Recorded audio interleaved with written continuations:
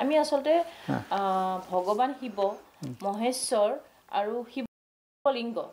এই তিনিটা বস্তু এটা বুলি আমি ভাবি এতিয়া ভাৰতবৰ্ষত দ্বাদশ জ্যোতিৰ্লিংগম আছে এতিয়া যদি এজন পুৰোহিতক আপুনি সুধে জ্যোতিৰ্লিংগম আৰু শিৱলিংগৰ পাৰ্থক্য কি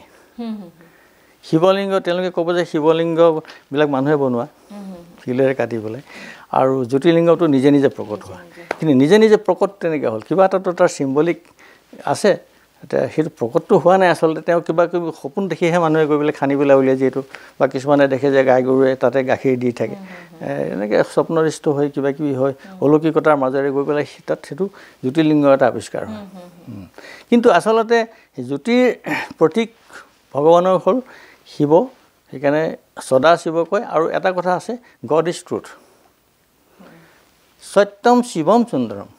সত্যম কৃষ্ণং সুন্দৰম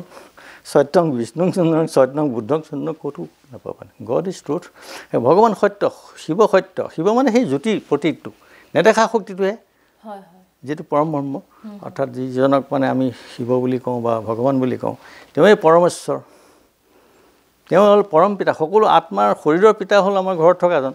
আৰু সকলো আত্মাৰ পিতা এজনেই তেওঁ হ'ল পৰম পিতা